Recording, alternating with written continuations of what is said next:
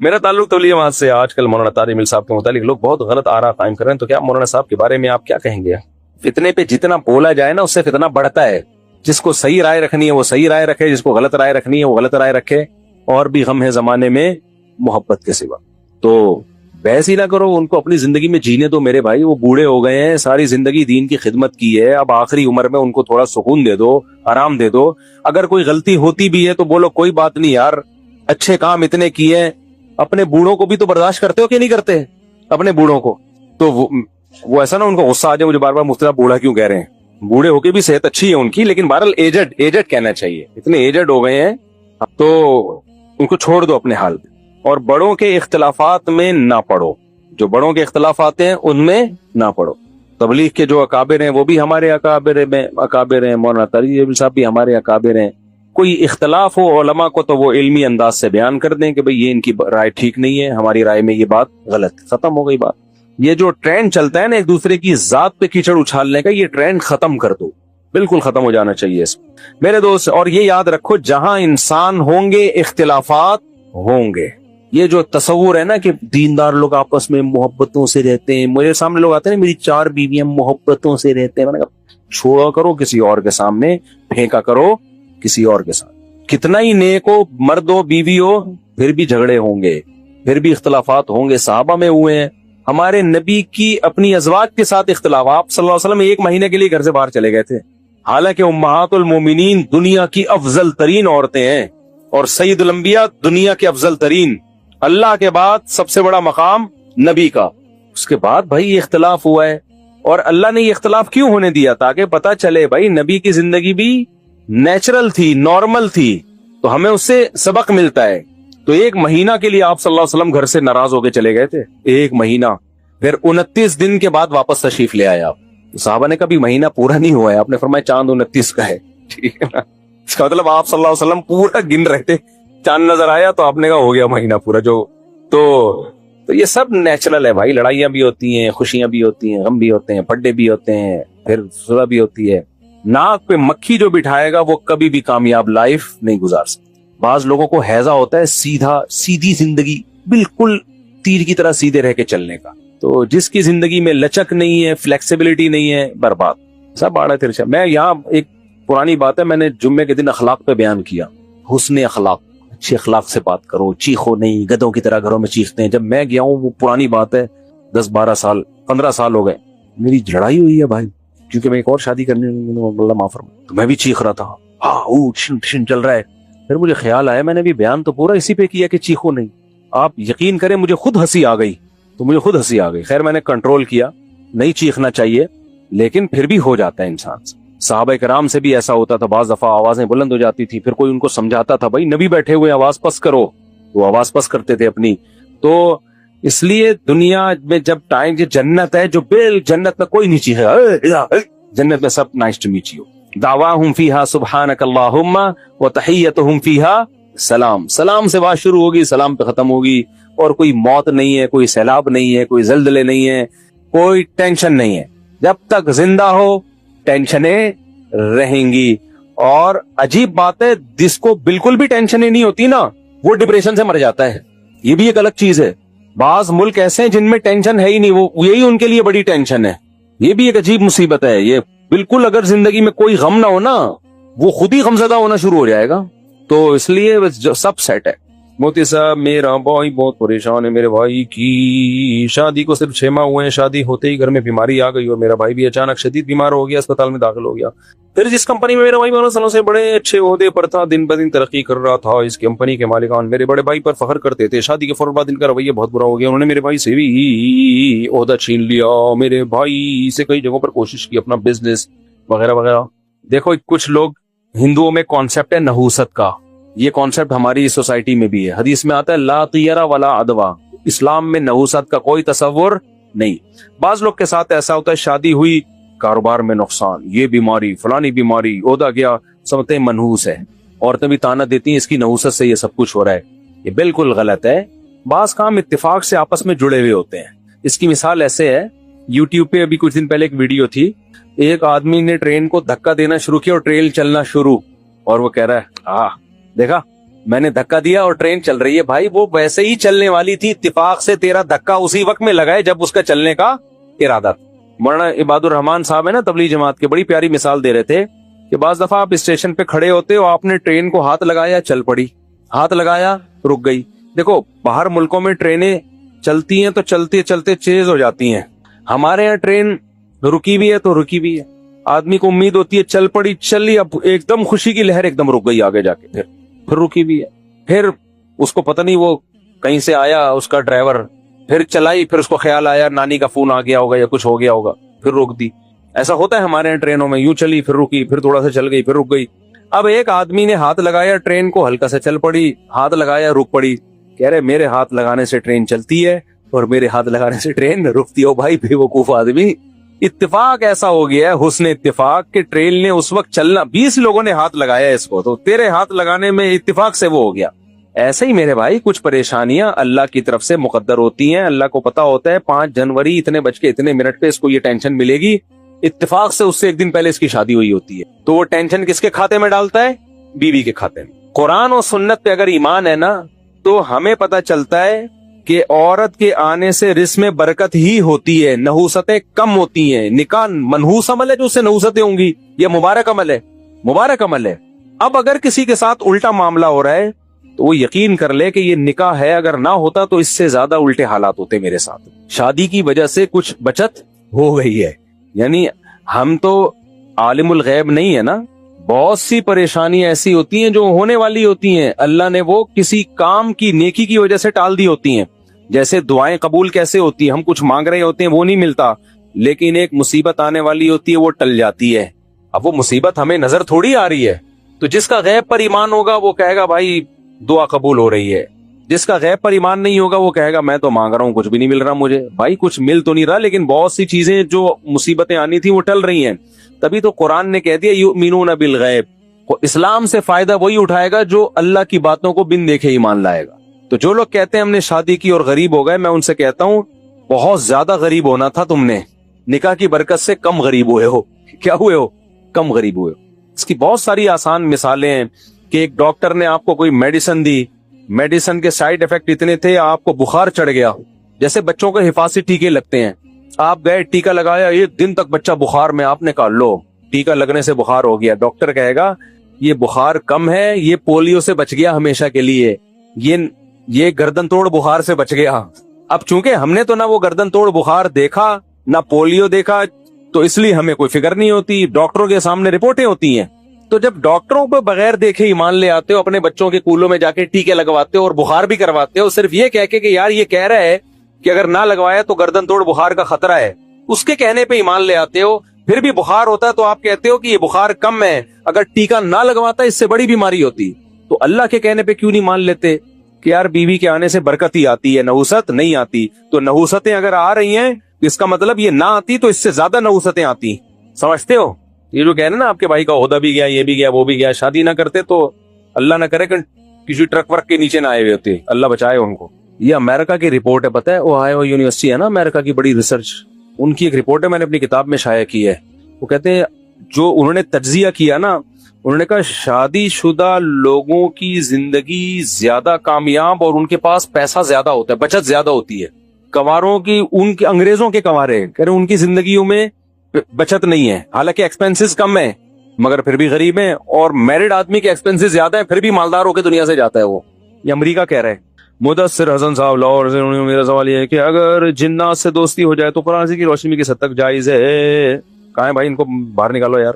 کون ہے جنات سے دوستی ہے اس کی؟ ہے بھائی کون ہے بھائی؟ چلو کوئی جن بیٹھا ہوا ہو. بعض دفعہ نا کوئی ڈپریشن ہوتی ہے, کوئی نفسیاتی مسائل ہوتے ہیں, آدمی سمجھ رہا ہوتا ہے میری جنات سے دوستی ہو گئی ہے, اس لیے پہلی فرصت میں کسی اچھے سے سائیکولوجسٹ کو دکھائیں, پھر بھی آرام نہ آئے تو سائیکیٹرسٹ کو دکھائیں. سائیکولوجسٹ کیا کرے گا, آپ کو سمجھے گا ٹینشن کیا ہے آپ کی زندگی میں, پھر بھی نہ ہو تو پھر آپ کو میڈیسن لینی پڑے گی.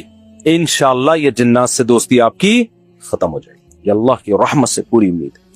میرا تعلق تبلیغ جماعت سے, جب تک دوستی ختم نہیں ہوتی تو آپ کم از کم ہمارے بیان میں نہ آئے, ہمارے بیان میں تشریف نہ. مفتی صاحب تفصیل سے بتا دیں کیا زنا قرض ہے؟ ایسا یہ غلط ہے, لوگوں میں مشہور ہے کہ زنا قرض ہے, آپ کی بیٹی اور بہن کو اتارنا پڑے گا. بالکل غلط ہے. کسی کے گناہ کی سزا کسی اور کو نہیں ملتی ہے. ہاں یہ ضرور ہے کہ جب آپ زنا کرتے ہو اور گھر والوں کو پتہ چلتا ہے تو ان میں وہ پاکدامنی رہتی نہیں ہے. وہ یہ کہتے ہیں یہ جب مزے اڑا سکتا ہے تو ہم بھی پھر پاکدامن لوگوں کو اکثر پاکدامن ان کی عورتیں بھی پاکدامن ہی بن جاتی ہیں. مرد خود خراب ہو تو اس کے اثرات, باپ شراب پیتا ہو تو بچے کہیں گے ہم نے پی لی تو کیا ہو گیا. یہی ہوتا ہے نا, وہ اپنی اختیار سے کرتے ہیں. ایسا نہیں ہوتا کہ اس کے گناہ کی سزا اس کو ملے, ایسا نہیں ہوتا. مفتی صاحب چپل الٹی ہوتی ہے تو ہمیں سیدھی کرنی چاہیے, ان کچھ کہتے ہیں اس سے یہ ہوتا ہے وہ وغیرہ وغیرہ. چپل الٹی ہو تو اس لیے سیدھی کرنی چاہیے کہ بری لگ رہی ہوتی ہے, وہ فٹے منہ کہہ رہی ہوتی ہے. آم کے چھلکے بھی جب ہم کھاتے ہیں نا, کچھ لوگوں کی عادت ہے چوس چوس کے ایسے ہی رکھ رہے ہوتے ہیں. بھائی الٹا کر کے رکھو. نہیں آئی میرا خیال ہے بات. اجتماعی طور پہ جب آم کھا رہے ہوتے ہیں چھلکے چوس چوس کے, بعض لوگ پلیٹ میں ایسے رکھ رہے ہوتے ہیں, چوسا ہوا حصہ اوپر ہوتا ہے, برا گھن آتی ہے اس سے. کچھ محفل کے کچھ آداب ہوتے ہیں, کچھ تمیز ہوتی ہے. تو میرے سامنے کوئی کھا رہا ہو نا, تو اگر کوئی میرے جیسا میرے لیول کا ہو تو میں اس کو بولتا ہوں بھائی الٹا. بڑے بزرگ ہو تو میں کچھ نہیں کہتا, تو اس کو ہم اس میں یہ کہ بھائی اس کو الٹا کر کے رکھ دو. اچھا بعض لوگوں کو یہ عادت ہوتی ہے کسی کا جھوٹا کھانے کی, بزرگ ہیں, اب آم ہم نے چوسا ہوا, وہ کہہ رہے ہیں آپ کی چوسی بھی گھٹلی میں کھاؤں گا. مجھے گھن آ رہی ہوتی, میرا تھوک کیوں چاٹ رہا ہے بھائی تو. آپ کو عقیدت ہے لیکن انسان کو خود بھی نہیں چاہتا نا کہ میری گندگی کوئی کھائے. تو یہ بھی ایک گھن والا عمل ہے. کسی بزرگ نے بھی گھٹلی چوس کے پھینکی ہو, بس نہیں چوسو اس کو. جھوٹا پینا میں تو کوئی حرج نہیں ہے, وہ تو نارمل ہے, لیکن گھٹلی بھی چوسی بزرگ کی, وہ آپ چوس رہے ہو. تو بزرگ میں بھی اگر صفائی پسند ہوگا نا, اس کو اچھا نہیں لگے گا. انسان اپنی گندگی کو چھپاتا ہے, تو اسی طرح اپنا پسینہ یا اپنی گھٹلیاں چوسی ہوئی اچھا نہیں لگتا کہ کوئی کھائے. تو اس لیے عقیدت میں ایسا کام کرنا جس سے عقیدت ہے اسی کو تکلیف ہو رہی ہو, یہ برا عمل ہے. تو اس لیے بزرگ کا جھوٹا پانی پی لیا کریں, بس اتنا کافی ہے. اس کی چوسی ہوئی گنڈیریاں اور اس کی چوسی ہوئی گھٹلیاں مت کھایا کرو, یہ تھوڑا زیادہ ہو گیا. مفتی صاحب گھر میں جو نماز نہ پڑھتا ہو, تو اگر میں انہیں کہوں کہ نماز پڑھو اور میری امی کہتی ہیں کہ آپ نہیں کہو, میرے بھائی گھر میں اگر ماتحت ہے جو نماز نہیں پڑھتا اور آپ کے کہنے سے پڑھ لے گا تو اس کو پڑھوانا ضروری ہے. اور اگر نہیں چل رہی گھر میں تو پھر چھوڑو, گھر کا ماحول خراب ہوگا, وہ بدتمیز بنے گا. تو میرے دوست جائز ہے. ہاں آرڈر دے دیا ایک کمپنی کا, میں نے پروفٹ میں اپنے دوست کو 5% دیا. 5% جو یہ سوال ہی مبہم ہے میرے بھائی. آپ نے کیوں دیا؟ کمپنی کا مال بکوا کے آپ نے کیوں دیا؟ کیا تھا سوال واضح کر کے پوچھیں. مفتی صاحب ماحول کا انسانی زندگی پر کیا اثر پڑتا ہے؟ ہمیں بچوں سے کیا لکھا ہے کا ماحول ملا, مجھے بچپن سے اسلام کا ماحول ملا, مجھے اسلام سے محبت ہو گئی. آپ کے بیانات کی وجہ سے گھر والوں کا کیسے سمجھاؤں؟ ان کو بھی میرے بیانات سنانا شروع کر دیں, اونچی آواز میں بیان لگوا دیا کریں. جب 4 شادیوں پر آئے اس کو وہ فارورڈ کر دیں, پھر آگے سے شروع کر دیں دوبارہ. مفتی صاحب کیا شارٹ یوٹیوب کی کمائی جائز ہے؟ یوٹیوب کی شارٹ کلپ جیسے جائز ہے بھائی, اس پہ تو 20 دفعہ بیان کر چکا ہوں میں. مفتی صاحب اگر کسی شخص کو نماز پڑھنی اور اس کی شلوار ٹخنوں کے نیچے ہو تو اس کو موڑنا چاہیے. حدیث میں آتا ہے ان اللہ لا يقبل صلاۃ رجل مسبل ازارا, اللہ اس کی نماز قبول نہیں کرتے جس کے ازار ٹخنوں سے نیچے ہو. تو فولڈ کرنا پڑے, فولڈ کریں اس کو, جس طرح بھی موڑنا پڑے. یہ ایک نیا شوشہ چھوڑ دیا بعض مولویوں نے کہ فولڈ کرنا جائز نہیں ہے, عجیب سا نکال لیا. میرا تعلق یہ ہو گیا. جلدی دو بھائی, آخری سوال, اسپیڈ. مجھ سے ایک صاحب ملے, حکیم سعید کے دوست ہیں. حکیم سعید پتہ ہے آپ کو 78 سال کی عمر میں لانگ ٹینس کھیلتے تھے, حالانکہ وہ بھی روٹی کھاتے تھے لیکن اعتدال سے. تو حکیم سعید کے دوست تھے. وہ کیسے ملے مجھ سے؟ میں پنجاب میں تھا, ایک بوڑھے آدمی, یعنی ایجڈ, بوڑھے تو نہیں کہنا چاہیے بھائی, انہوں نے بتایا کہ 90 سال عمر ہے اور فٹ فاٹ. میں نے کہا حضرت آپ 90 سال میں چل پھر رہے ہو, کھا بھی رہے ہو؟ انہوں نے مجھے بتایا 85-90 کچھ ایسے تھی. انہوں نے کہا میں حکیم سعید کا دوست ہوں. تو حکیم سعید صاحب نے کہتے ہیں مجھے کچھ ٹوٹکے بتا دیے تھے صحت مند رہنے کے, تو بس وہ ٹوٹکوں پر عمل کر رہا ہوں میں. میں نے کہا کیا ٹوٹکے؟ کہتے ہیں 2 ٹائم کا کھانا اور رات کا کھانا مغرب سے بھی پہلے. اب وہی بات ہے, آپ اتنا افورڈ نہیں کر پائیں گے, پھر ڈپریشن میں نہ چلے جائیں لیکن ان میں یہ نہیں تھا کہ پروٹین اور یہ نہیں, لو کارب ڈائٹ, کچھ بھی نہیں. جو گھر میں پک رہا ہے وہی کھا رہے ہیں. حکیم سعید صاحب بھی صبح ناشتے میں کہتے ہیں میٹھا بھی کھاتا تھا میں, گھر میں جو کھیر پک گئی یا کچھ بھی پک گیا وہ کھا لیا. تو اور حدیث میں بھی یہی ہے, نبی صلی اللہ علیہ وسلم اور صحابہ کرام یہ صبح 11-12 بجے کا کھانا ہوتا تھا اور رات کا کھانا جلدی ہوتا تھا. بس یہ 2 ٹائم کا کھانا تھا. میں نے دفعہ بیان میں بول دیا کہ عربی زبان میں ناشتے کا لفظ ہی نہیں ہے. اس پہ لوگوں نے فنڈر بن کے بہت کمنٹس کیے کہ فطور عربی میں کہتے ہیں ناشتے کو, کیوں نہیں ہے؟ مفتی صاحب کو عربی کا نہیں پتا. بھائی وہ جدید عربی میں ہے, میں نے بیان میں کہا تھا قدیم عربی میں ناشتے کا لفظ نہیں ہے, وہ تو جدید عربی میں ہے نا. تو اب کے عرب تو ناشتے کیا, وہ تو ماشاءاللہ پھوڑ پھاڑ رہے ہیں فل اسپیڈ کے ساتھ.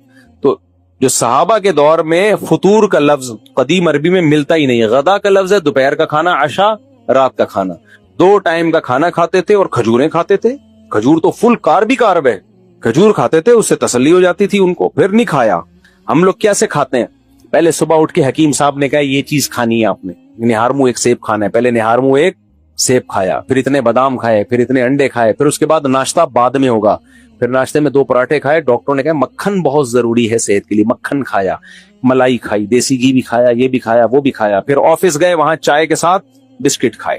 پھر وہاں سے آئے, لنچ کھایا. لنچ کے بعد کڑک چائے پی. چائے تو کھانے کا بیڑا غرق کر دیتی ہے, ایسی ایسیڈیٹی فوراً شروع پینی ہے تو 2-4 گھنٹے بعد پیو. اسی وقت پھر گھر آ کے چائے پی. پھر اس کے بعد 12 بجے شادی میں گئے, بریانی, جو کوکنگ آئل والی بریانی نا, جو ڈیزل میں پکتی ہے, وہ رات کو 12:30 بجے وہ کھانا کھلا تھا. اور نان کے ساتھ قورمہ, نان, روٹی بھی نہیں, نان, وہ پھوڑ پھاڑ کے آئے اور سو گئے. یہ روٹین چل رہی ہے 40 سال سے. اور کہنے پتہ نہیں شوگر کیوں ہو گئی ہے, وزن کیوں نہیں گھٹ رہا, میں اتنا پرہیز کر رہا ہوں, میں واکنگ بھی کرتا ہوں. واکنگ کیا کر رہا ہے بھائی تو یہ تو حرام ہے بھائی. یہ تو در مختار ایک فقہ کی کتاب ہے, اس میں لکھا ہے کہ اگر جس لقمے کے بعد آپ کو پتا ہو نا کہ اب یہ مزید لقمہ میں نے کھایا, اب یہ فائدہ نہیں دے گا, یہ نقصان نہیں دے گا, ان کی رائے یہ تھی کہ یہ لقمہ حرام ہے کیونکہ یہ خودکشی کے زمرے میں آئے گا. تو خدا کی قسم, صحت سے بڑی دنیاوی نعمتوں میں نا, صحت سے بڑی کوئی نعمت نہیں ہے دنیاوی نعمتوں میں. پشاور سے آئے ہو, ماشاء اللہ. اچھا, چلو ابھی ملتے ہیں 2 منٹ کے لیے. آپ کے علاقے میں 2 جماعتیں ہوتی؟ ہاں. کہاں؟ کیوں؟ مسجد میں جگہ نہیں ہوگی؟ غلط ہے, بالکل غلط. مسجد میں 2 جماعتیں, یورپ امریکہ میں تو مجبوری یہ ہوتی ہے کہ وہ جگہ ہی نہیں ہوتی مسجد میں نا, اور وہ سڑک پہ نمازیوں کو کھڑا نہیں ہونے دیتے, تو وہاں تو مجبوری ہے. نارملی جمعے کی 2 نمازیں ایک مسجد میں جائز نہیں ہے.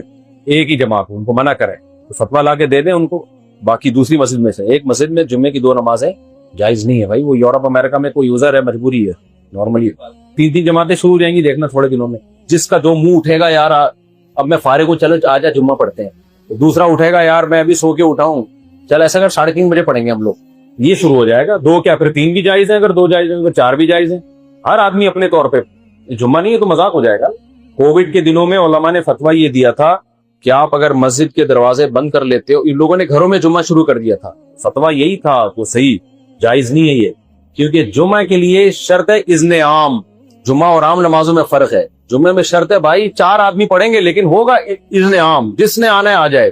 تو کمرہ بند کر کے جمعے کی نماز نہیں ہو سکتی. سمجھ رہے ہو, جمعے کو کچھ پروٹوکول دیا اللہ نے. گاؤں میں جمعہ نہیں ہو سکتا. نبی صلی اللہ علیہ وسلم کے دور میں کبھی کسی گاؤں دیہات میں جمعے کی نماز نہیں ہوئی ہے. ینتابونا حدیث کے الفاظ ہیں, دیہات سے صحابہ کرام مدینہ آیا کرتے تھے جمعہ پڑھنے کے لیے, باریاں لگاتی, اس دفعہ تمہاری باری ہے تم جاؤ, اس دفعہ تم لوگ کی باری ہے تم جاؤ, ہم یہی رہیں گے. اس لیے جمعہ گاؤں میں جائز نہیں ہے. ایک اہل حدیث نے میرے خلاف کلپ پر آیا تھا اور کہا کہ نبی کے دور میں گاؤں میں جمعہ ہوا ہے, اور بحرین میں کوئی گاؤں نکال کے لائے تھے, وہ ریفرنس دیا تھا. بھائی بحرین کہاں تھا؟ تو بیچ میں کوئی گاؤں نہیں آیا جس کی مثال ملی آپ کو. اور وہ جو جس کے بارے میں کہا جاتا ہے بحرین میں کوئی گاؤں تھا, تو وہ گاؤں نہیں تھا, وہ تو بڑا قصبہ تھا, شہر کے حکم میں تھا وہ. تو یہ تو خود اس کی علامت ہے کہ بیچ میں کسی گاؤں میں نماز نہیں ہوتی تھی. جب نبی کے دور میں نبی یعنی صحابہ نے اپنے گاؤں دیہاتوں میں جمعے کی نماز قائم نہیں کی ہے. اچھے سے حکمت کیا ہے؟ حکمت اس میں یہ ہے کہ اسلام نے جمعے کو ایک پروٹوکول دیا ہے. گاؤں دیہاتیں یہ کوئی آبادی نہیں ہوتی نا, اس میں تو آبادی ہوتی ہے تو باقی ساری سہولتیں نہیں ہوتی. تو جمعے کی نماز کا ایک پروٹوکول ہے کہ وہ جمعے کے دن ہوگی جو افضل ترین ہے, اور اس میں اذن عام ہوگا, سب کو آنے کی اجازت ہوگی. وہ شہر میں یا بڑے قصبے میں ہوگی. ہمیں صاحب نے بتایا کہ کینیڈا میں, امریکہ میں, پتہ نہیں یو کے میں بھول گیا, ملک بھول گیا, کہہ رہے ہم نے انگریزوں سے بات کی کہ بھائی جمعے کے دن ہمیں دوپہر کو چھٹی دی جائے, کیونکہ ہم لوگوں نے جمعے کی نماز پڑھنی ہوتی ہے اور آپ لوگ کے یہاں چھٹی سنڈے والے دن ہوتی. تو وہ گورا کہنے لگا تو آپ لوگ ایسا کرو, جمعہ سنڈے والے دن کر لیا کرو. جمعہ کیا کر لیا کرو؟ سنڈے والے دن. تو بیچارے کو نہیں پتا تھا کہ جمعہ بھائی جمعے کے دن ہی ہوتا ہے. تو جمعے کو اللہ نے ایک پروٹوکول دیا ہے, تو اس میں یہ نہیں ہوتا کہ ایک مسجد میں 3 جمعے ہو رہے ہیں, اپنی مرضی سے اٹھے منہ اٹھائے آ گئے. تو آپ کو اسی ٹائم پہ پڑھنا پڑے گا جس ٹائم پہ ہو رہا ہے. ہاں یورپ امریکہ میں فتویٰ دیا ہے کہ 2 جمعہ بھی جائز ہیں, کیونکہ وہ اتنی بڑی تعداد ہوتی ہے, وہ باہر کھڑے نہیں ہونے دیتے, عمارت بہت مختصر ہے تو وہ کیسے پڑھیں گے. शदीद मजबूरी के अहकाम है। अल्लाह ताला अमल की तौफीक। टोटल 2 तशरीफें हैं आपके पास, इसके अलावा कोई ऑप्शन बोलो नहीं है।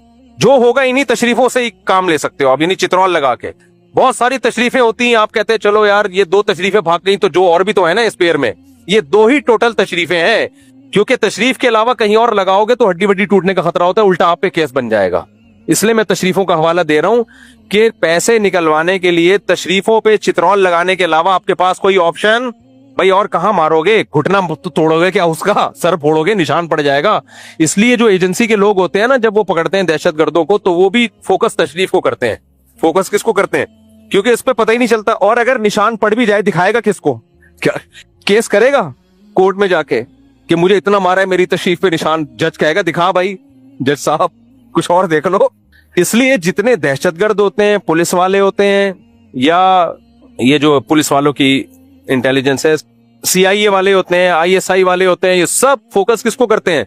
तशरीफ को। इसलिए तशरीफ पे गोश्त रखा करो चढ़ा के, अल्लाह ना करे कभी मसला हो जाता है। जो बॉली हड्डियां पसलियां होती है ना, वो फिर उनको बहुत दर्द, वो बैठ नहीं सकते फिर। खैर, तो मैंने ऐसे लोगों को मैं कहता हूं मेरे भाई, ये जो कह रहे हैं ना अगला मंगल ये नहीं देगा, ये डिले करते करते करते क्या करेगा? आपको थकाएगा।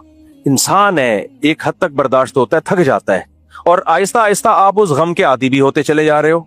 आपको जब गम हुआ कि 1 करोड़ मेरे डूब गए, एकदम डिप्रेशन में आने लगे ना, मरने लगे आप, उसने तसल्ली दे दी बुध तक दे दूंगा। थोड़ी सी डिप्रेशन क्या हो गई?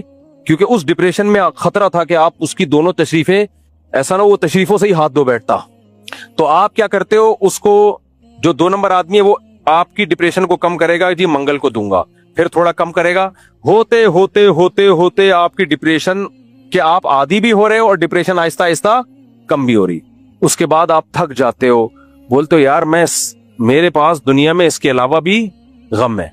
उसके बाद एक दिन इत्तला आती है कि वो मुल्क छोड़ के जा चुका है, और फिर वो आएगा मुल्क में, आपके सामने घूम रहा होगा, आप कुछ नहीं कर सकते उसका, क्योंकि आप इतना थक चुके होते। इनकी आदत होती है थकाने की।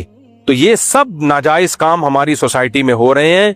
भाई आप लोग बयान सुनते हो, मैं इसलिए नहीं, आपको जनरल नॉलेज के लिए ये वाकयात नहीं बता रहा, आपको इसलिए बता रहा हूं आप किसी के साथ ऐसा मत करो, आप मत करो। ये हराम है, नाजायज है।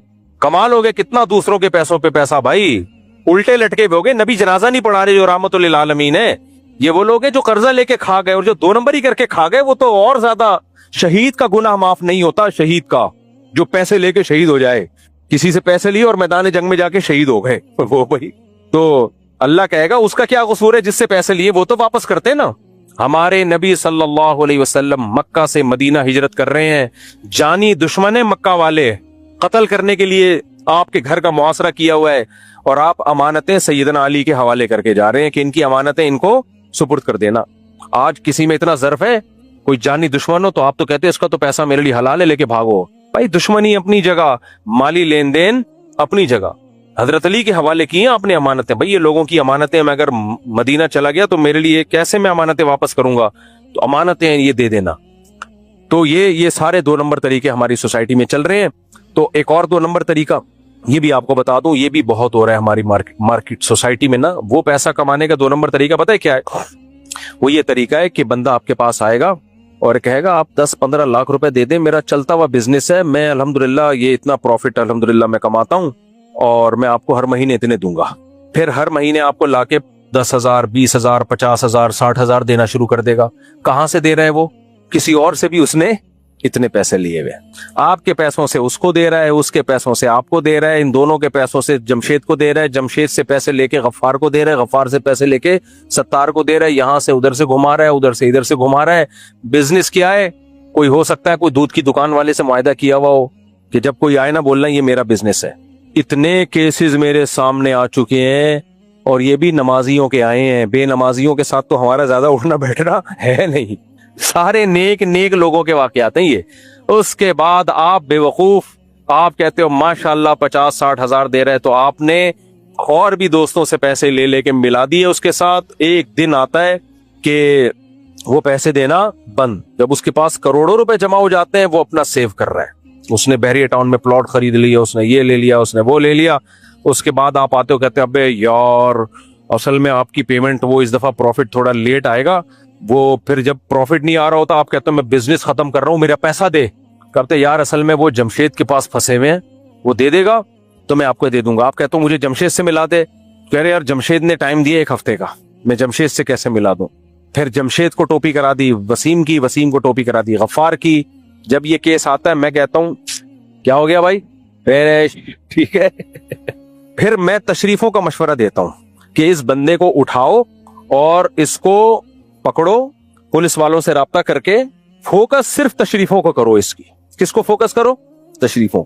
ये 2 तशरीफें हैं, वेट 4 के बराबर होना चाहिए इनका, इतना सुझाओ इनको। और बोल अभी तू निकालेगा पैसे। लोग कहते हैं ये तो कह रहे मेरे पास है नहीं। ओ भाई इतना बड़ा गेम इसलिए थोड़ी खेला था इसने कि पैसे है नहीं है, बता नहीं रहा। जब चित्रौल लगते हैं अच्छे अच्छे भी पैसे निकालते हैं। बोलो भाई तू प्लॉट तूने खरीदा है, कोई प्रॉपर्टी खरीदी है, उसके कागजात दे। याद रखो इन लोगों के साथ कभी शराफत का मामला मत किया करो। यहाँ लोग आके नरम हो जाते हैं। एक्चुअली देखें इस्लाम जो है ना वो तो मोहब्बत का दर्ज देता है। ऐसे बदमाशों के साथ इस्लाम मोहब्बत का दर्ज नहीं देता। चोर का हाथ काटने का हुक्म है अल्लाह की तरफ से। अल्लाह से ज्यादा कोई रहमदिल हो सकता है? बोलते क्यों नहीं? फिर भी अल्लाह ने हुक्म दिया चोर का हाथ काटो। किसी जुर्म पे इतनी सख्त सजा नहीं है हाथ काटने की। जानी को भी 100 कोड़े लगा के छोड़ दिया जाता है। शादीशुदा हो तो रजम किया जाएगा, लेकिन अनमैरिड हो तो जिना पे 100 कोड़े मारेंगे, उसके बाद उसको छोड़ दो। चोर को है हाथ काटो, सारी जिंदगी के लिए एक अलामत है कि इसने चोरी की थी। इससे पता चलता है ये चोरी ज्यादा बड़ा जुर्म है इस्लाम में। देखो अल्लाह गुनाहों पे पर्दा डालना चाहता है ना लोगों के, क्या ख्याल है, जो अल्लाह की आदत है। अब किसी ने जिना किया 4 गवाहों से साबित हो गया, तो 4 गवाह तो जब ही होंगे जब ऐसे तरीके से गुनाह किया होगा कि लोगों को इत्तला हो, वरना कोई छुप के गुनाह करे तो बहुत बड़ा जुर्म है। लेकिन अल्लाह कहते हैं इसके गुनाह पे पर्दा डालो, छुपाओ इसको। चोरी 2 गवाहों से साबित हो गई ना तो अल्लाह कहते हैं हाथ काट दो। हाथ काटने के बाद सारी जिंदगी के लिए उसके चेहरे पे एक कालक आ गई है। जब भी लोग पूछेंगे भाई आपका हाथ एक्सीडेंट में कटा है, तो वो कितना झूठ बोलेगा। एक सवाल तो होगा, अगर वो झूठ बोलता भी है तो डाउट तो होगा यार हो सकता है चोरी के जुर्म में हाथ कटा, क्योंकि दायां हाथ कटा हुआ है और कटा हुआ भी बिल्कुल तरीके से। एक्सीडेंट में होता तो इतने तरीके से थोड़ी होता। सारी जिंदगी के लिए अल्लाह ने बता दिया कि पता चल जाए कि ये चोर था, ठीक है, वो तौबा करेगा, माफ हो जाएगी आखिरत में। दुनिया में तो एक कालक लग गई ना। इससे अंदाजा होता है कि किसी का माल नाहक खा लेना इस्लाम में कितना बड़ा जुर्म है। हमारे एक दोस्त थे, बड़े लिबरल टाइप के थे, वो कहते थे यार मेरी समझ में नहीं आता चोरी पे इस्लाम ने इतनी वहशियाना सी, माज़अल्लाह वो वहशियाना कह रहे थे कि सजा क्यों रखी, हाथ काट दो यार, कुछ भी होता कोड़े लगा देते, जेल भेज देते, हाथ काटने की सजा क्यों है। फिर एक दिन कहते हैं यार मेरे दिल में खुद ही एक इसका जवाब आ गया है कि इसको हम यूं भी कह सकते हैं कि इस्लाम माली मामलात में बहुत सेंसिटिव है। समझ रहे हो इस्लाम क्या है, बहुत सेंसिटिव। लोगों के हुकूक के मामले में इस्लाम में लचक नहीं है। तो आप मनफी जहन से सोचोगे इस्लाम के बारे में तो आपको इस्लाम का ये हुक्म नेगेटिव लगेगा कि यार एक इंसान का हाथ काटा जा रहा है। लेकिन पॉजिटिव वे में सोचोगे तो आप कहोगे इस्लाम को लोगों के हुकूक का इतना ख्याल है कि चोर के लिए इस्लाम में गुंजाइश नहीं है, इतनी बड़ी सजा दी है। तो ये इस्लाम की जुर्म के खिलाफ नफरत है। जुर्म के खिलाफ क्या है, नफरत है। तो ये गैरत है इस्लाम की, नफरत है जुर्म के खिलाफ।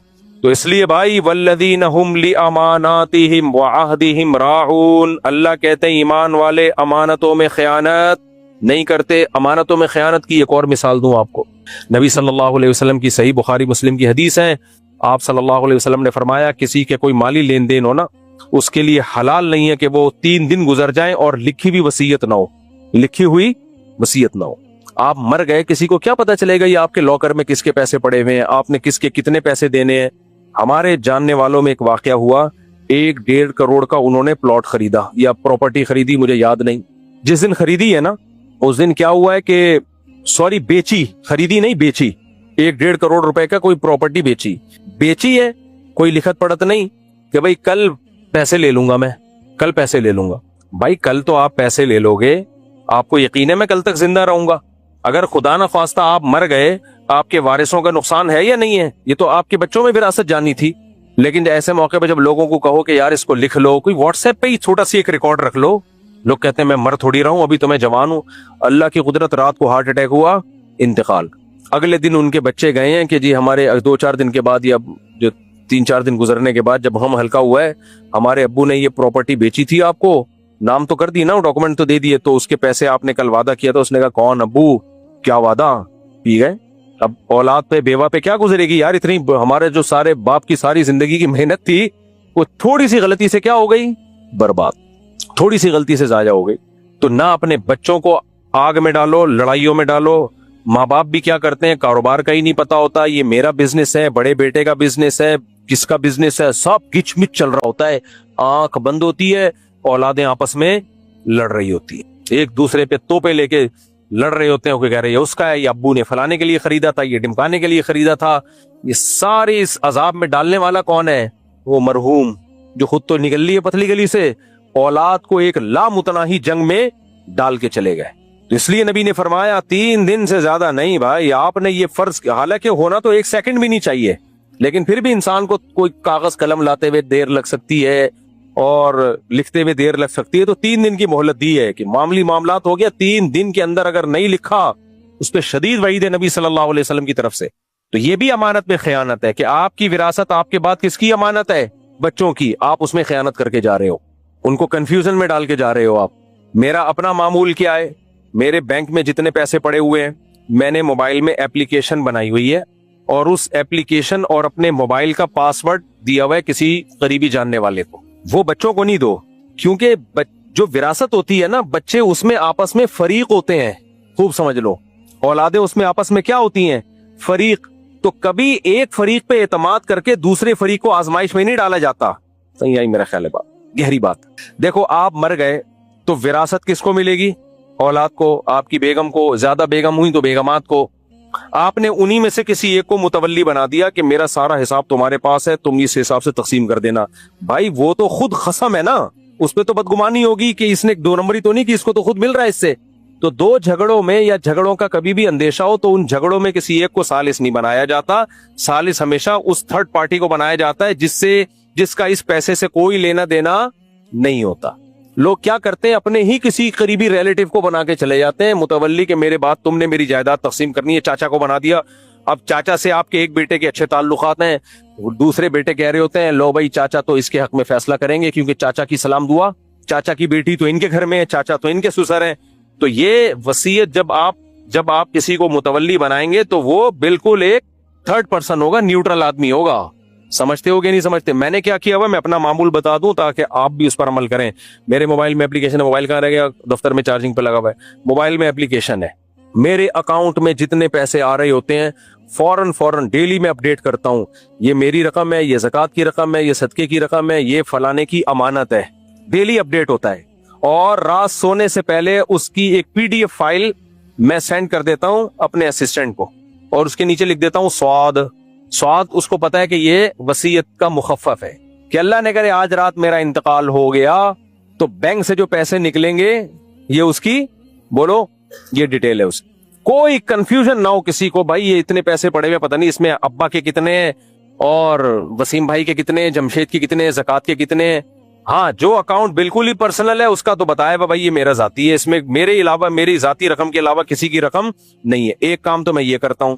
دوسرا کام میں کیا کرتا ہوں، وصیت اپڈیٹ کر کے رکھتا ہوں ہر وقت کہ میری وراثت ہے کتنی ٹوٹل. یہ پوری اپڈیٹنگ.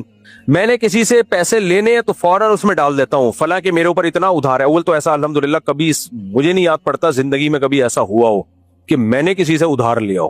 اللہ نے اس لعنت سے الحمدللہ مجھے بچایا ہوا، اور یہ میرے والد صاحب کی برکت ہے.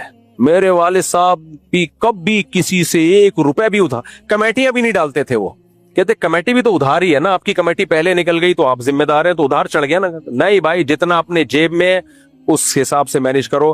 بلکہ میں اس میں میرا معاملہ یہ ہے کہ لوگ مجھے آتے ہیں نا رقم دینے کے لیے بھی کہ آپ یہ ہم سے قرضہ لے کے کچھ کر لیں، کچھ ہو سکتا ہے آپ کو پروفٹ ہو جائے نہیں ہو جائے، 1 سال کے بعد ہمیں یہ قرضہ لوٹا دینا.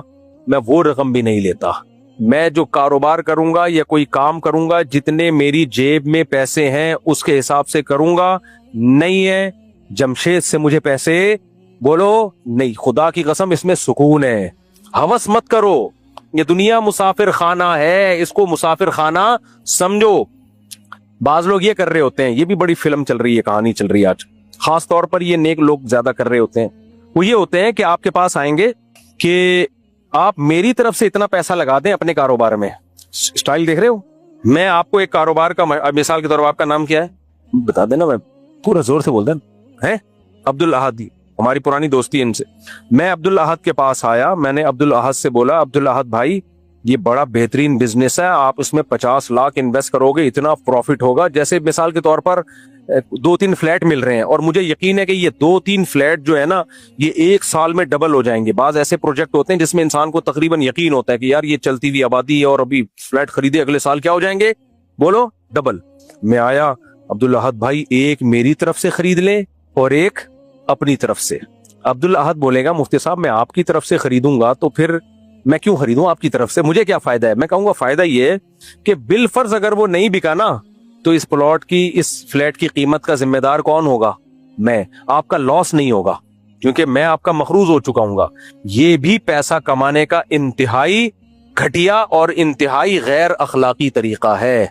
मैंने ऐसे दीनदार लोग देखे हैं, आते हैं दूसरों के पास, यार एक बेहतरीन प्रोजेक्ट है, 1 साल के लिए मुझे इतने पैसे चाहिए, उस प्रोजेक्ट में मैं लगाऊंगा और बस 1 करोड़ के 2 करोड़ तो होंगे, आपका 1 करोड़ वापस कर दूंगा मैं, मेरा भला हो जाएगा। यार किसी गरीब आदमी का क्या हो जाएगा, भला हो जाएगा। मत करो ये काम, आपकी जेब में जितने हैं उससे दाल चावल खा लो। खुदा की कसम भूख में दाल चावल का मजा नहीं बल्कि बहुत ज्यादा मजा है। दाल चावल खा लो, दूसरों के पैसों पे बिजनेस मत करो। या तो करोड़ों का आपका बिजनेस हो ना चलता हुआ, वो एक अलग बात है, मत लालच में आओ। जब नहीं है आपके पास तो बोलो ये जितने बहरिया टाउन के प्रोजेक्ट हैं, जितने इस्लामाबाद के प्रोजेक्ट हैं, ये मेरे लिए है ही नहीं। लोग हसद में जा रहे होते हैं, यार मेरा दोस्त एक फ्लैट खरीद रहा है, कल ये 1 करोड़ का फ्लैट 2 करोड़ का हो जाएगा, मेरी जेब में 50 लाख पड़े, में खाली 50 लाख का इंतजाम हो गया तो यार 10 इधर से पकड़े, 10 उधर से पकड़े, 5 उधर से पकड़े, 6 उधर से पकड़ के पूरा 1 करोड़ किया। मत करो इसको। आप बोलो अगर ये 50 लाख का है और मेरे पास 30 लाख है तो ये मेरे लिए बोलो है ही नहीं। जब शैतान कहेगा तेरे दोस्त तो पैसा लगा लगा के डबल करोड़पति बन जाएंगे और तू सिर्फ 10 लाख से पीछे रह जाएगा, आप बोलो कोई बात नहीं, हम दाल चावल खा लेंगे। हम क्या खा लेंगे, हम गरीबी अच्छे, हम रिक्शा चला लेंगे, हम टमाटर का ठेला लगा लेंगे। कब्र में सबने जाना है, ना दूसरे को अजाब में डालो मेरे भाई, ना अपनी जिंदगी अजाब में डालो। तो मुझे नहीं याद पड़ता मैंने कभी किसी से कारोबार के लिए पैसा लिया हो या किसी जरूरत के लिए पैसा लिया हो। हमेशा यही सोच हमारे हजरत ने भी, मुफ्ती रशीद अहमद साहब ने भी हमें बताई, हमारे वालिद साहब ने भी हमें समझाया। वालिद साहब को भी मैंने कभी नहीं देखा किसी से 1 रुपया भी लिया। उन्होंने अपनी आमदन में गुजारा किया, बल्कि उससे जो बचा सकते थे वो भी बचा लिया उन्होंने। कहा बच गया ठीक है, नहीं बचा तो भी भूखे सो जाओ। सही है ना, कैसे सो जाओ, बोलो भूखे, भूखे सो जाओ, कोई मसला नहीं है। हमारे नबी ने 63 साल की उम्र तक कभी 2 वक्त पेट भर के खाना नहीं खाया। कितना काम लिया अल्लाह ने आपसे, क्या ख्याल है। एक दिन खाया, एक दिन नहीं मिला तो सबर शुक्र किया, और जो खाया वो भी क्या खाया, वो मुर्गे थोड़ी खाए हैं, जौ की रोटी, खजूर, बस ये चीजें, कभी गोश्त मिल गया बस। तो हमारे लिए पैगंबर की सीरत है। और अल्लाह ऐसा भूखा रखता नहीं है। जब आप लोगों से लालच नहीं रखते, अल्लाह भी छप्पड़ फाड़ के रोजी देता है, फिर अल्लाह भी देता है। हमारे नबी को भी दी, लेकिन हमारे नबी ने खुद अपने लिए गुर्बत को इख्तियार किया है किसी मसला से। तो जेबों पे नजर ना रखो कि जी मेरे पास इतने पैसे हैं तो मैं ये कर दूंगा, तो मैं ना, जितने हैं उससे करो जो करना है, किसी से लेने देने की कोशिश ना करो। भूख से मर रहा हो तो मांगता हुआ अच्छा लगता है। खुदा ना खास्ता मर रहा है ना, पेट कमर से लग गया और आखिरी सांसें चल रही हैं, फिर किसी से मांगने में हर्ज नहीं है कि भाई 2 निवाले मुझे दे दे, जब ठीक हो जाऊंगा ना तो इंशाल्लाह। देखो शरीयत ने क्या हुक्म दिया है, शरीयत ने कहा है कि किसी का माल चोरी करना जायज, बोलो नहीं। आप होटल से रोटी चोरी कर सकते हो, बोलो ना नहीं।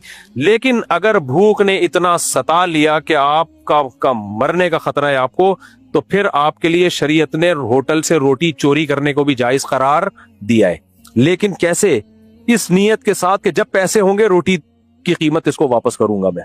यानी वहां भी हलाल नहीं किया है कि खा जाओ बस। इस नीयत से आप 2 रोटी उठा सकते हो, यार अभी तो मर रहा हूं, ये होटल वाला कंजूस खिला नहीं रहा, तो जान बचाना सबसे पहले फर्ज है। लेकिन उसमें भी आपको ये नीयत करनी पड़ेगी कि मैं स्ट्रगल करके पैसे कमाऊंगा और जितने पराठे यहां से मैंने उठाए हैं, जितने लुकमे मैंने खाए हैं, ये पैसे मैं होटल वाले को दूंगा। तो वो इतनी शदीद भूख में भी आपको उसका पैसा जाया करने की इजाजत नहीं है। تو میرے بھائی بحریہ ٹاؤن کی پروجیکٹ کے نام پہ، اسلام آباد کے پروجیکٹ کے نام پہ لوگوں کا پیسہ لے کے لگا کے کھا پی کے ڈکار مار کے بھاگ جانا، اس کی شریعت میں کہاں سے اجازت ہوگی؟ تو والذین ہم لاماناتہم وعہدہم راعون، سمجھ میں آ رہا ہے کہ نہیں آ رہا ہے؟ یہ آیت یاد رہے گی کہ نہیں رہے گی؟ اچھا آخری بات، یہ ہوتا کیوں ہے؟ ڈنڈیاں مارتے کیوں ہیں؟ اچھا تعلیم کے لیے بھی لوگ بھیک مانگ رہے ہوتے ہیں، ہمارے بیٹے کو ایکچولی ہم نے اعلیٰ تعلیم کے لیے امریکہ بھیجنا ہے، کچھ زکوٰۃ مل جائے گی؟ ابے یہاں کھانے کے لالے پڑے ہوئے ہیں، تم زکاتوں سے بچوں کو کہاں بھیج رہے ہو؟ اعلیٰ تعلیم کے لیے امریکہ بھیج رہے ہو؟ ہے پیسے بھیج دو، نہیں ہے بھاڑ میں جائے یار۔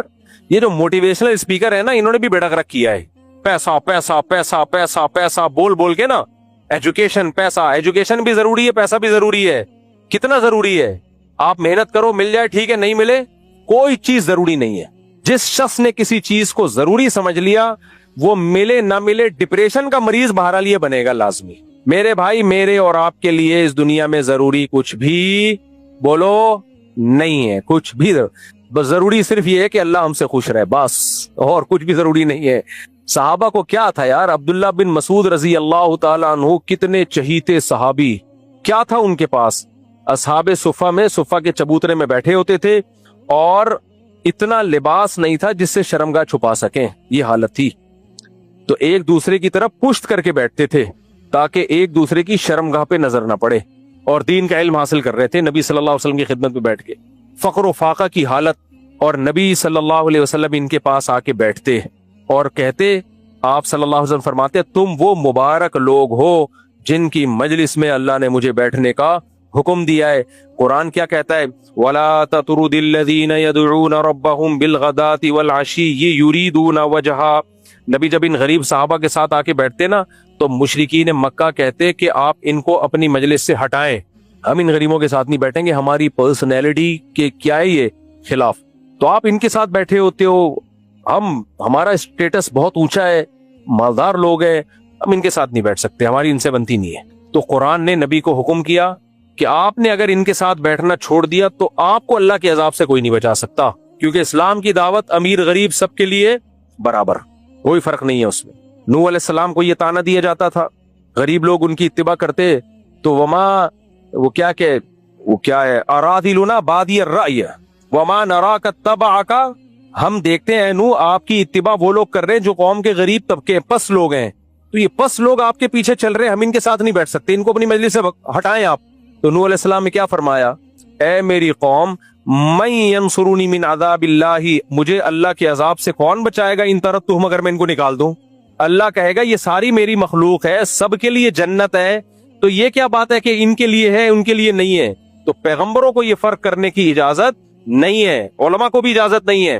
تبھی میں جب لوگوں سے ملاقات کرتا ہوں، مجھ سے رکشے والے بھی مل رہے ہوتے ہیں، فیکٹریوں کے سیٹ بھی مل رہے ہوتے ہیں، مجھے پتا ہے اگر میں نے یہ کر لیا نا کہ سیٹ آئیں گے، رکشے والے جائیں گے، تو مجھے اللہ کے عذاب سے پھر کوئی نہیں بچا سکتا۔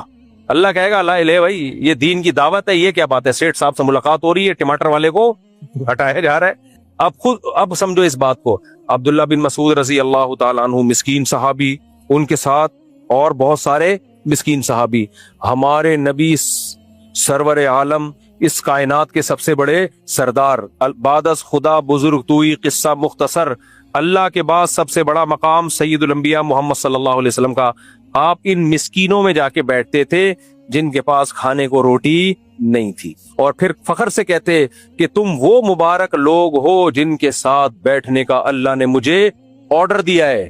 وَإِذَا جَاءَكَ الَّذِينَ يُؤْمِنُونَ بِآيَاتِنَا فَقُلْ سَلَامٌ عَلَيْكُمْ كَتَبَ رَبُّكُمْ عَلَى نَفْسِهِ الرَّحْمَةَ۔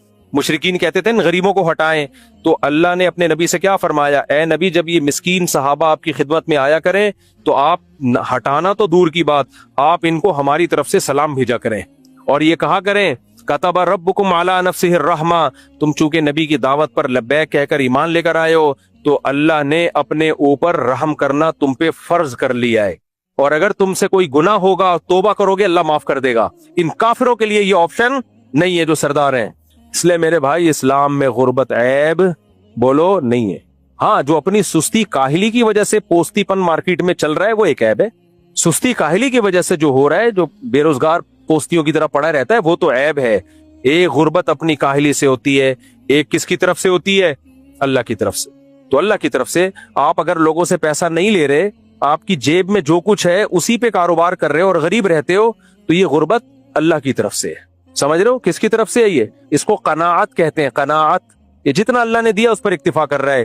یہ شریعت میں بہت پسندیدہ چیز ہے کہ جتنا اللہ نے آپ کو دیا آپ اس پہ مطمئن, آپ اس پہ خوش. تو یہ عادت اپنے اندر پیدا کرو میرے بھائی.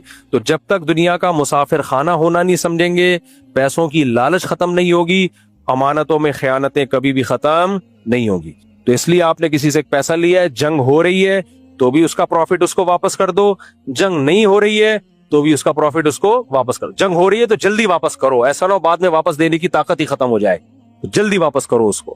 تو ہر جگہ یہ معاملہ کرو, تو پھر شاید ہم اللہ کے نیک بندوں میں شامل ہو جائیں, پھر شاید ہم اللہ کے نیک بندوں میں شامل ہو جائیں. اللہ تعالیٰ سے دعا ہے اللہ سمجھنے کی, عمل کی توفیق عطا فرمائے. میں انگلش ڈرائیور ہوں, میری چھوٹی بہن کی جاندی والی حالت کمزور ہے, آپ سے کچھ ہیلپ چاہیے. میں ہیلپ نہیں کرتا, میں نے کہا نا جو مجھ سے مانگتا ہے میں تو کرتا ہی نہیں, کیونکہ سنبھالنا ممکن نہیں ہے.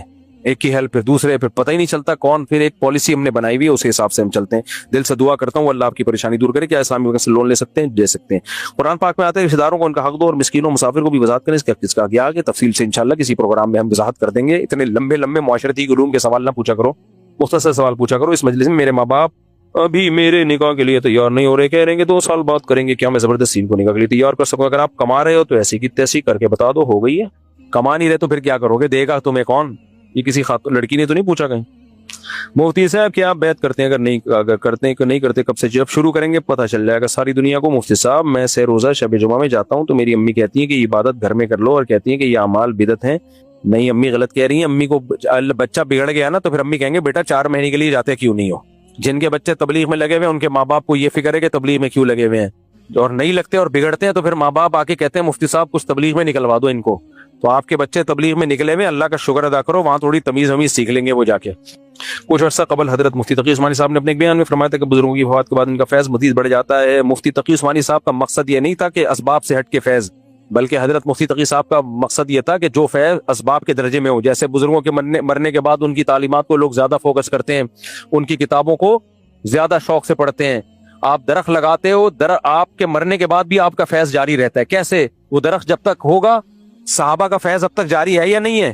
ہم ان کے علوم سے فائدہ اٹھا رہے ہیں, تو ان کے دنیا سے جانے کے بعد زیادہ فیض پھیلے ان کا. تو یہ مطلب ہے وہ شرک والا فیض کے قبروں سے مدد مانگنا اور یہ سمجھنا کہ یہ قبر کے اندر بیٹھے بیٹھے ہماری مدد کرتے ہیں, اس کے مفتی تقی عثمانی صاحب یا علماء دیوبند میں کوئی بھی قائل نہیں ہے. بعض لوگوں کے دماغ میں ہی بھوسا بھرا ہوا ہے, ان کو کسی کی بات کا مطلب ہی غلط لینا ہے تو وہ تو اور اتنا سا کلپ بنا کے ڈالا ہے, پوری بات بھی نہیں ڈالی. ہم علماء دیوبند ہندوستان پاکستان میں توحید کے علم بردار ہیں, توحید بچانے والے ہم ہیں. اگر علماء دیوبند نہ ہوتے, یہ قبر پرستی اتنی سوسائٹی میں پھیلی ہوتی تمہاری سوچ سے بھی زیادہ. قبر پرستی کی راہ میں رکاوٹ سب سے بڑی علماء دیوبند نے ڈالی ہے. میرے جتنے اکابر ہیں ان کی قبروں کو جا کے دیکھ لو, سادہ مٹی کی قبریں اور ایک بالش سے اونچی کسی کی قبر نہیں ہے. حضرت مفتی تقی عثمانی صاحب کے بھائی تھے حضرت مفتی رفیع عثمانی صاحب, ان کی قبر دیکھ لو. اور جتنے دارالعلوم کرنگی کے اساتذہ ہیں ان کی سب کی ایک بالش قبر سادہ مٹی کی. مولانا رشید تھانوی کی قبر دیکھ لو, مفتی رشید احمد صاحب کی قبر دیکھ لو, میرے والد صاحب کی قبر دیکھ لو, سب سادہ قبریں. کوئی قبروں سے مانگتا ہوا آپ کو نظر نہیں آئے گا. تو تم مفتی تقی صاحب کو توحید سکھا رہے ہیں, اوقات دیکھو اپنی 2 ٹکے کی. مفتی صاحب میرے دوست پہ ہوائی اثرات ہے. ہوائی اثرات ہے, اس کا کوئی دوا بتا دیں. ہوائی اثرات کیا ہوتا ہے بھائی؟ ڈاکٹر سے علاج کراؤ, سب سیٹ ہو جائے گا. ٹیکا لگے گا, تشریف یاد رکھنا. بس ہر بیماری کا علاج کس میں ہے؟ تشریف میں. اب یہ نا جو میرے بیان ایڈٹ کرتا ہے ایسی چیزیں نکال دیتا ہے, اس کو بولو نکالو نہیں, میں نے کوئی بری بات تھوڑی کی ہے. وہ بیان کی جان ختم ہو جاتی ہے. 2 تشریفیں اللہ نے اس لیے دی پیسے نکلوانے کے لیے. کوئی پیسے نہ ہو, کیونکہ آپ منہ پہ مارو گے نشان پڑے گا, آپ پہ کیس بنے گا. گھٹنا توڑو گے ہڈی ٹوٹے گی. تشریف ایک ایسی جگہ ہے کہ جہاں رکھ رکھ کے چماٹے مارو, تکلیف ہوگی لیکن ٹوٹے گی نہیں. تو پیسے نکلوانے کے لیے اللہ نے کہا ہے کہ بھائی, اور اس پہ نشان اس پہ بھی پڑتا ہے مگر وہ دکھا نہیں سکتا آدمی کسی کو, تو کیس بھی نہیں بنے گا کہ وہ کورٹ میں جا کے کہے کہ اس نے میری تشریفوں میں مارا ہے. کیس کہے گی کیا, کورٹ کہے گی کیا دلیل ہے؟ اب آپ دکھاؤ گے یہ تشریف پہ نشان دیکھو, تو آدمی کہتا ہے تو 2 لاتے اور مار دے مگر تشریف کسی کو دکھاؤں گا نہیں میں. تو یہ پیسے ویسے نکلوانے کے لیے ٹوٹل 2 تشریفیں ہیں کہ ایک سے نہیں نکل رہے تو دوسری سے بھی نکال سکتے ہو آپ. تو میرے بھائی مفتی صاحب آپ ہر بیان میں 4 شادی کے بارے بیان کرو. میرے ایک شادی ہوا ہے, اگر ہمیں بھی 2 شادی کی گنجائش اگر میں گھر लेट जाऊं तो बीवी कहती है आप बाहर लड़कियों से मिलते हो, तो आप बताएं दूसरी शादी कैसे करें। ये तो सब खवातीन ऐसे ही कर रही होती हैं भाई, तू मर्द का बच्चा है कर ले, थप्पड़ है तो पास कर वरना बर्दाश्त कर। मसाइल तो रहते हैं, एक के भी मसले हैं, दो के भी मसले हैं, तीन के भी मसले हैं, चार के भी मसले हैं। चार में अलग टाइप के मसले होते हैं, तीन में अलग टाइप के मसले होते हैं, दो में अलग टाइप के मसले होते हैं, एक के अलग टाइप के मसले सबके साथ हैं। मसलों की नौइयत चेंज होती रहती है। आप बीवी को घर में रखते हो, बीवी आपकी माँ से लड़ेगी। जब आप दूसरी शादी करोगे तो माँ से लड़ने के बजाय दूसरी बीवी से लड़ेगी, तो मसले डाइवर्ट हो गए हैं। आपने कहा कि नहीं एक ही ठीक है, तो वो दोबारा से पहली से लड़ना माँ से लड़ना शुरू कर देगी, बहनों से लड़ना शुरू कर देगी। फिर तीन हो गई तो पहली की दूसरी से लड़ाई खत्म हो जाएगी, दूसरी की तीसरी से शुरू हो जाएगी। तो मसले हर घर में हर एक के साथ होते हैं। इसलिए इन चक्करों में पड़ के निकाह से दूर मत भागो। बोलो ये वाला मसले बहुत हो गए, अब मैं चाह रहा हूँ ये वाले खत्म करके दूसरे वाले शुरू करूं मैं, क्योंकि बोर हो जाता है ना एक ही टाइप के मसलों से आदमी। तो दूसरे टाइप के कुछ जिंदगी में कुछ चार माहे, तो दूसरे टाइप के फिर तीसरे, चार वालों के भी होते हैं। हर एक के मसले होते हैं भाई। मसलों से जब ही निकलोगे जब कब्र में जाओगे, लेकिन एक नया मसला खड़ा हो जाएगा कि हिसाब दे। वो मसला सबसे बड़ा मसला है भाई, उसमें डायरेक्ट अल्लाह इन्वॉल्व होगा कि मुझे जवाब दे। तो इसलिए ज्यादा फिक्र उन मसलों की करो। क्या हर नबी को, क्या गैर नबी को नबी अफजल कहना कुरान की मुखालफत है? जी बिल्कुल मुखालफत है। तमाम अंबिया तमाम इंसानों से, सहाबा से भी अफजल हैं। कुरान ने जिस एहतमाम से पैगंबरों की फजीलत बयान की, ऐसे किसी की फजीलत बयान नहीं की है। और फिर सहाबा बाद के उम्मतियों से अफजल हैं। क्या औरत निकाह पढ़ा सकती है? जी पढ़ा सकती है। एक ऑर्गेनाइजेशन है जो कि हर महीने तकरीबन 3 लाख रकम जमा कर लेते हैं। मेरे भाई मुझे इस ऑर्गेनाइजेशन का बिल्कुल भी नहीं पता है, और गजा के नाम पे हो सकता है कुछ लोग सही भी कर रहे हो, लेकिन इसमें फ्रॉड भी बहुत हो रहा है।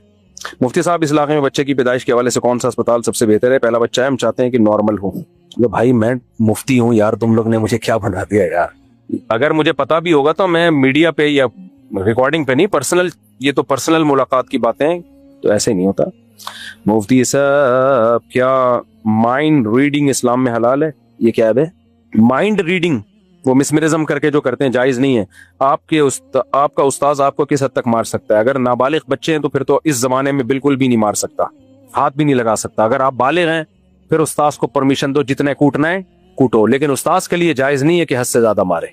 उस्ताद के लिए जायज नहीं है। बच्चे के बिगड़ने का भी अंदेशा है, जुल्म का भी अंदेशा है। थोड़ी बहुत पनिशमेंट वो दे सकता है उस्ताद, अगर आप बालिग हो, थोड़ी बहुत पनिशमेंट। लेकिन आपके लिए यही है कि भाई उस्ताद है यार, कोई बात नहीं, थोड़ी ज्यादा भी दे दे तो आप बर्दाश्त कर लो। मुफ्ती साहब, सोशल मीडिया पर आए तो बंदा कन्फ्यूज हो जाता है, किसकी सुने? सब मौलाना एक दूसरे पर तनकीद कर रहे होते हैं। क्या हमारे नबी की ये तालीमात है? हमारे नबी तो भाईचारे का हुक्म दिया है। मौलवी लोग तनकीद इसलिए कर रहे होते हैं कि आजकल हर मौलवी मुज्तहिद बना हुआ है। तो जब से मज़ाहिब अरबा की इत्तिबा खत्म हुई है, पहले लोग पाबंद थे कि इस फिक़ा को फॉलो करना है, ये मुरतब हो चुका है और उम्मत में ने इसको एक्सेप्ट कर लिया है, तो अब ये बहस खत्म हो गई है। लेकिन अब हो क्या रहा है, हर शख्स आता है, एक नई बात मार्केट में लेकर आता है, फिर दूसरा मौलवी उस पर रद्द करता है, एक नई जंग शुरू हो जाती है। तो जब तक ये सिस्टम खत्म नहीं होगा तो ये इत्तेफाक पैदा हो नहीं सकता। मुफ्ती साहब, ज़हनी दबाव का शिकार हूँ, मुझे बचपन से सोशल फोबिया है, तनहा रहता हूँ, इसका कैसे खात्मा करूँ? ये माँ बाप बच्चे को ये बना देते हैं, ये बीमारी में मुब्तला, कि उसको लोग पसंद नहीं होते। बच्चे को बचपन से तनहा रखते हैं, उसके बहन भाई नहीं होते, बहन भाई होते हैं तो वक्फा बहुत होता है। एक बच्ची बड़ी हो गई है, 3-4 साल के बाद दूसरा बच्चा आया, वो मेंटेलिटी नहीं मिल रही होती, बच्ची या बेटे को खेलने के लिए कोई नहीं मिल रहा होता, फिर वो तन्हा पसंद हो जाते हैं। आज मैंने अपने बच्चों की वीडियो बनाई है, मुख्तलिफ चैनल के 5-6 बच्चे जमा हुए, जो दिंगा मस्ती मिचाई है माशाल्लाह उन्होंने, अल्लाह बरकत दे, नजरे बस से बचाए। मुख्तलिफ चैनल के थे, मैं देख रहा था ये इस चैनल का नहीं, ये वाला नहीं है, ये उधर का है, और वो उधर का है, वो इधर। किस तरह चैनलों के बच्चे आपस में खेल रहे हैं, उधम दे दिंगा मस्ती। तो ऐसे बच्चे को सोशल फोबिया हो सकता है भाई? बचपन से ही बहन भाइयों में खेल के, मार धाड़ करके, शिकायती टट्टू बन के शिकायती भी लगा रहे होते हैं, फिर दोस्तियां भी कर रहे होते हैं। ये माहौल तो बच्चों की मेंटल लेवल के लिए जरूरी है। तालीम बाद में भी हासिल हो जाएगी मेरे भाई, तालीम का नुकसान बड़ा नुकसान नहीं है, वो रिकवरी होती है। खोपड़ी का नुकसान ज्यादा बड़ा नुकसान है। तो बचपन की बीमारियां ठीक नहीं होती जो दिमागी बीमारियां होती हैं। तो बच्चों को बहन भाई दो खेलने के लिए, बहन भाई नहीं है तो गली महल्ले में उनको दोस्तों में खिलाओ। बोलो लड़का है तो लड़कों में खिलाओ, लड़की है तो लड़कियों में खिलवाओ उसको, फिर उनकी निगरानी रखो, खराब तो नहीं हो रहे। लेकिन बिल्कुल ही घर में बंद करके रख देना, इससे बच्चे खराब हो जाते हैं, डिप्रेशन में जाते हैं। बच्चों को मिट्टी में भी खिलाओ, ये जो हर वक्त साफ सुथरा रखना, ये भी बच्चों के लिए गलत है। कुछ टाइम उनको कीचड़ मिट्टी में खेलने के लिए दो, उठा के चपेड़े मारे कीचड़ के, एक दूसरे पे छाप दें, एक दूसरे पे, ये जरूरी है, छुई मुई नहीं बनाओ, वरना ऐसे हो कि जरा सी सर्दी लगी बीमार, जरा सी गर्मी लगी बीमार। तो खेलने कूदने दो, लड़कों में लौंडे लपाड़ों में थोड़ा सा बहादुर बनेगा। घर में रोता हुआ है ना, अम्मी अब्बू फलाने ने मारा है, अम्मी को चाहिए एक चमाट और लगा दे, बोले जा दोबारा मार खा के आ जा। किसी को डर हो कि वो सो गया हो तो इसकी फजर कज़ा हो जाएगी, तो क्या इसको जागना चाहिए? जागता रहेगा तो बीमार हो जाएगा। सोए लेकिन अलार्म लगा के सोए ताकि आंख खुल जाए। फिर भी आंख ना खुले तो माफ है। हाँ, अगर कभी मामूल से हट के ऐसा हो गया रात को देर हो गई आपको सोने में, तो फिर फजर तक जाग ले ताकि नमाज कज़ा ना हो। लेकिन बाज लोगों की ऐसी ड्यूटी होती है कि उनको रात सोने का टाइम ही 3-4 बजे मिलता है, वो अगर मजीद 2-4 घंटे जागेंगे उनका तो बेड़ा गर्क हो जाएगा। तो फिर ऐसी सूरत में शरीयत में हदीस में इसकी इजाजत है कि आप सो जाएं, लेकिन आप उठने का पूरा इंतजाम करके सोएं। फिर भी आंख ना खुले तो फिर माफ है।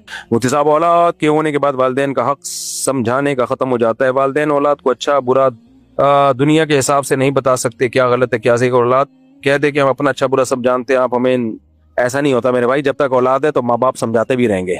मुफ्ती साहब, सड़क पर मस्जिद के बाहर जवान औरतें भीख मांग रही होती हैं, इनको समझा सकते हैं कि तुम अपनी इज्जत का ख्याल करो? मैं समझा दूंगा, आप रहने दें, ठीक है ना। हमारे यहाँ बूढ़े लोग बुजुर्ग हैं, वो समझा देंगे, आप प्लीज उनको ना समझाएं। समझाते समझाते घर तक पहुंच जाएंगे। मुफ्ती साहब, मेरा नाम मुशर्रफ है, कब्र के लिए पहले से जगह लेना कैसा है? जायज है, लेकिन उसमें वसीयत का लदम है कि मुझे यहीं दफनाया जाए। अगर आपका किसी दूसरे शहर में इंतकाल हो गया तो आपके वारिसिन के लिए जायज होगा कि वहीं दफना दें। तो बाकी कोई लेना चाहे तो ले ले, अच्छा है, जाके देखता रहे कि लेटना तो यहीं है, आखिरत की याद ताज़ा रहेगी। क्या ख्याल है? डिप्रेशन में ना चला जाए कहीं आखिरत की याद में। बाज लोग खबर का खौफ इतना मुसल्लत हो जाता है कि फिर वो सेहत ही बर्बाद होना शुरू हो जाती है। पहले कर्ज अदा करें या उम्रा करें? कर्ज अदा करो भाई। पहले शादी करें या उम्रा करें? पहले शादी करो। उम्रे के दौरान बाल ना टूटने में कैसे एहतियात करें? नहाने धोने में नहीं, यानी कंघी ना करें बालों में हाथ ना फेरें, यही एहतियात हो सकती है। और वापसी पे चंद रियाल सदका कर दें ताकि 2-4 बाल अगर टूट गए हैं तो उसकी तलाफी हो जाए। जल्दी से 2 सवाल रह गए, जल्दी जल्दी। मुफ्ती साहब, अभी फिरका वाराना बातें मत पूछा करो। आपने बताया कि जहां हम मुलाजमत करते हैं वहां की सैलरी से कुछ रकम सदका कर दें ताकि ऑफिस को दिया हुआ कम वक्त एडजस्ट हो जाए। मेरा ऑफिस फंड्स के नाम पर हर महीने पैसे काटते हैं। सदका जब करो जब ऑफिस को देना मुमकिन ना हो। असल में तो ऑफिस, कंपनी को नुकसान हो रहा है तो कंपनी को लौटाना पड़ेगा। अब कंपनी को लौटाना मुमकिन नहीं है तो फिर ऐसा कर लो, कुछ थोड़ा सा ओवर टाइम गरीबी में लगा दिया करो कि यार वो हम कुछ इजाफी काम कर लेते हैं और उसकी तनख्वाह नहीं लेते, ताकि जो हमसे कमी कोताही हुई है इस इजाफी काम में पूरी हो जाए। क्योंकि कंपनी को पैसे लौटाना मुमकिन नहीं है, मदरसे को तो लौटाना मुमकिन है। अतिये के नाम पे मदरसे को आप पैसे दे दो, कंपनी को कैसे दोगे पैसे? तो उसका तरीका यह है कि कंपनी में थोड़ा सा कभी किसी दिन ओवर टाइम लगा दो कि जो टाइम में मुझसे सुस्ती हुई है ये गरीबी हो जाएगी, उसकी तलाफी हो जाएगी इससे। अच्छा मेरे भाई, मुफ्ती साहब, मोहम्मद मुस्तफा नाम रखना कैसा बेहतरीन नाम है। खाली मोहम्मद रखो या सिर्फ मुस्तफा रखो, डबल नाम रखने से बेहतर है सिंगल नाम रख लीजिए। अल्लाह ताला समझने की तौफीक अता फरमाए।